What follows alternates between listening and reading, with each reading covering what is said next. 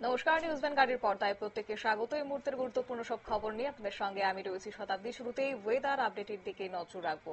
মেঘলা আকাশ দিনভর, তারই মধ্যে আর্দ্রতাজনিত অস্বস্তির রীতিমতো বজায় রয়েছে এবং কৌশিকী অমাবস্যায় রাজ্যে ভারী বৃষ্টির অবশ্য সম্ভাবনা কথা বলছে আবহাওয়া দপ্তর। রাজ্যে 2 জেলায় জারি করা হয়েছে কমলা সতর্কবার্তা। মেঘলা আকাশের মধ্য দিয়ে সর্বোচ্চ তাপমাত্রা যদি বলতে হয় তাহলে 30 ডিগ্রি সেলসিয়াস। জানবো বিস্তারিত, আমাদের সঙ্গে যুক্ত হয়েছে প্রতিনিধি অঙ্কিতা বর্ধন। অঙ্কিতা, কি জানতে পারছো আবহাওয়া দপ্তর কি বলছে?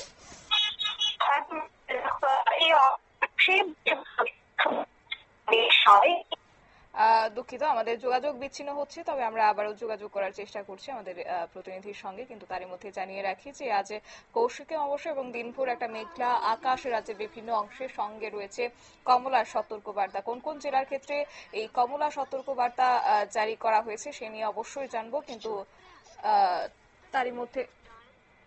তারই মধ্যে আবহাওয়া দপ্তর যা বলছে যে আগামী 25 তারিখ পর্যন্ত রীতিমতো একটা সতর্কবার্তা রয়েছে রাজ্যের উপর দিয়ে, কারণ এই মুহূর্তে কিন্তু একটা ভারী বৃষ্টির প্রকোপ হানতে পারে রাজ্যে। আমাদের সঙ্গে আবারও যুক্ত হয়ে গেছে প্রতিনিধি অঙ্কিতা বর্ধন। অঙ্কিতার কাছে যাবো। অঙ্কিতা, যেমনটা বলছিলে, দেখো, ত্রিপুরার জলবায়ু যদি আমাকে বলতে হয়, ত্রিপুরার জলবায়ু অনুযায়ী এই অগাস্ট মাসে কিন্তু সব থেকে বেশি বৃষ্টিপাত হয় রাজ্যের ক্ষেত্রে। আমরা গত বছরও কিন্তু এই অগাস্ট মাসে দেখেছিলাম ভয়াবহ বন্যা।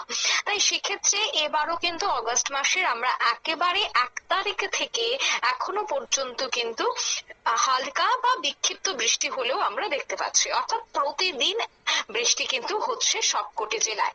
ঠিক তেমনি এই মুহূর্তে যেহেতু আমরা অগাস্ট মাসের একেবারে 22 তারিখে এসে দাঁড়িয়েছি এবং আজকের দিনেও কিন্তু বলা হচ্ছে যে ভারী বৃষ্টিপাতের সম্ভাবনা রয়েছে। অন্যদিকে আজ থেকে 3 দিন আগে কিন্তু আগরতলা হাওয়া অফিস সতর্কবার্তা দিয়ে দিয়েছিল রাজ্যের ক্ষেত্রে, তাও আবার কমলা সতর্কবার্তা। তবে সেই অনুযায়ী আজকের যদি আমাকে অর্থাৎ এই 24 ঘন্টার পরিসংখ্যান যদি তুলে ধরতে হয়, এই মুহূর্তে কিন্তু সব জেলার জন্য থাকছে না এই কমলা সতর্কবার্তা, শুধুমাত্র 1 থেকে 2টি জেলায়। যদিও কোন কোন জেলায় তা এখনই আগরতলা হাওয়া অফিস কিছু বলছে না বা কোনোভাবে উল্লেখ করে তারা দেয়নি, কিন্তু হ্যাঁ, কমলা সতর্কবার্তা রাজ্যের 1 থেকে 2টি জেলায় থাকছে সেই কথাই কিন্তু উল্লেখ করা হয়েছে। অন্যদিকে দেখো, পশ্চিম জেলা সহ রাজ্যের প্রায় সবকটি জেলাতে কিন্তু সকাল থেকে আমরা দেখতে পাচ্ছি হালকা বা বিক্ষিপ্ত বৃষ্টিপাত।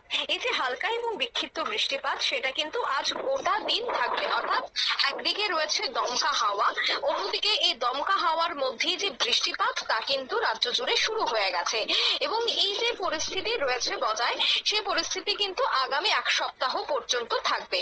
অন্যদিকে এর প্রভাবে রাজ্যের তাপমাত্রা কতটা কমবে, দেখো তাপমাত্রা কিন্তু যথেষ্ট কমেছে। গতকাল এবং পরশুর কথা যদি বলতে হয়, সে জায়গায় কিন্তু 32 বা 33 ডিগ্রি সেলসিয়াস ছিল, কিন্তু আজ সে তাপমাত্রা কমে এসে দাঁড়িয়েছে 30 ডিগ্রি সেলসিয়াসে।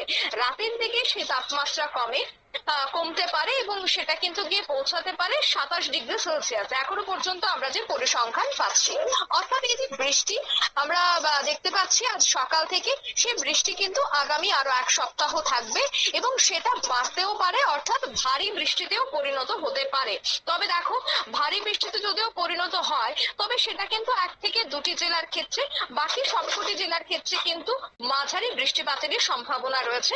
ভারী বৃষ্টির কিন্তু এখনই সব জেলায় কোনো ধরনের সম্ভাবনা নেই। ধন্যবাদ।